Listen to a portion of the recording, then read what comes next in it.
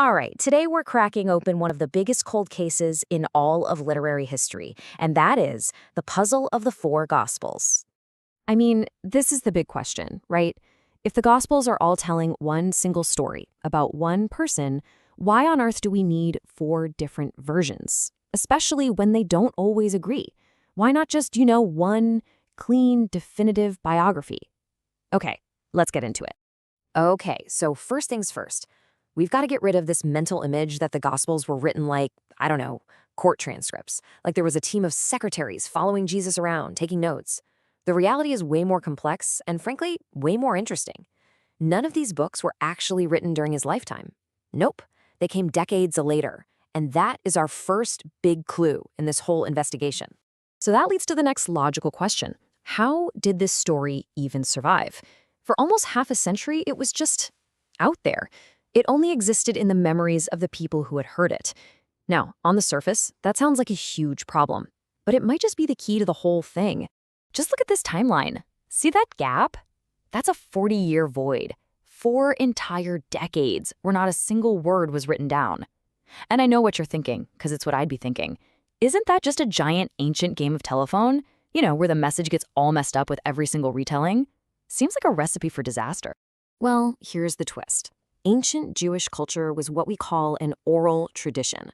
So you have to completely reframe how you think about memory. We tend to think of our minds as kind of leaky buckets, right? But for them, it was totally different. Think of their brains more like high-fidelity SSD hard drives. Seriously. Disciples of a rabbi were trained from a young age to memorize teachings with just incredible accuracy.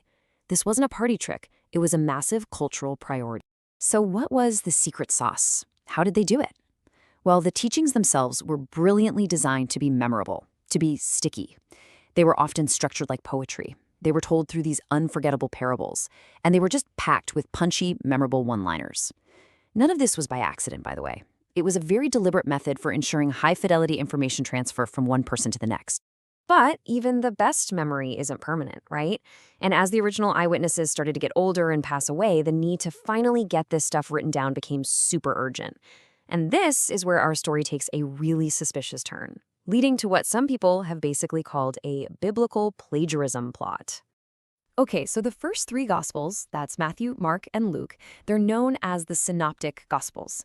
It's a fancy term that just comes from the Greek for seen together. And trust me, once you see them side by side, you'll immediately get why they're called that. Okay, just look at this. On the one side, you have Matthew's version, on the other, Luke's. The phrasing it's shockingly similar. I mean, down to the exact words in some places. There is just no way this is a coincidence. It's way too close for it to be 2 different people just remembering the same event. Something else is definitely going on here. So, yeah, that leads us right to the million-dollar question that any historical detective would ask. Who copied whose homework? I mean, come on. This is the absolute core of what scholars call the Synoptic Problem. And here is the leading theory that most scholars have landed on. It's called the two-source hypothesis. Now look, there are other proposed solutions to this puzzle for sure, but this is the one that has really held up as the scholarly consensus. And it goes something like this. Step 1, Mark wrote his gospel first. It's the shortest, the fastest, kind of the rawest version of the story. Step 2, Matthew and Luke then came along and used Mark's gospel as their primary source, almost like a narrative skeleton to build their own accounts on. But that's not the whole story. See, the thing is, Matthew and Luke also share a ton of sayings and quotes that you just don't find in Mark. So where did that stuff come from? Well, scholars believe they were both pulling from a second, now lost document. They call it source Q, which comes from the German word Quell, which just means source. So you can kind of think of Q as this mysterious, lost, greatest hits album of Jesus's quotes that both of them had a copy of. Okay, so if they were just copying and pasting from Mark and this Q document, it begs the question, why didn't they just merge it all into one big super gospel, right? Why did we still end up with 4 separate, distinct versions? What's the point? And here's where it gets really brilliant. The crucial thing to understand is that each author was basically acting like the film director.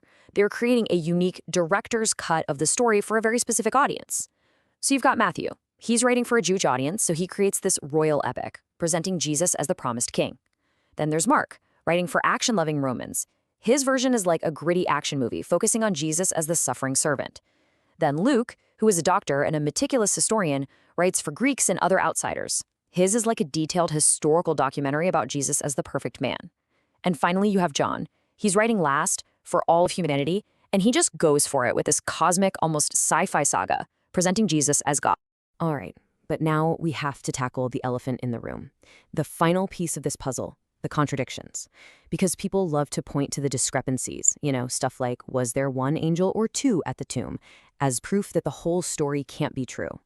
But there's a really fascinating twist here that you might not expect. And that twist comes from, of all places, criminology. Think about it. If you're a detective and you interview two witnesses to a crime, and their stories are absolutely identical, down to the very last detail, what do you think? You think they got together and cooked up a story? It smells like a conspiracy. But what if they agree on all the big, core facts, but their stories differ on some of the minor details? That's actually a hallmark of authentic, independent testimony. It shows they're remembering the event from their own perspective. This principle actually has a name. It's called independent attestation. And for historians, it's a huge sign of credibility. So the fact that the Gospels all agree on the massive, central events, the life, the teachings, the death, and the resurrection of Jesus, while they vary on the small stuff, well, counterintuitively, that actually strengthens their case as being independent historical sources. So what's the big takeaway from all this? It's that the four Gospels were never meant to be read as a single, flat, two-dimensional photograph. That's not the point. Instead, they're designed to work together to create something way richer, a holographic, three-dimensional image of both a historical person and a world-changing event.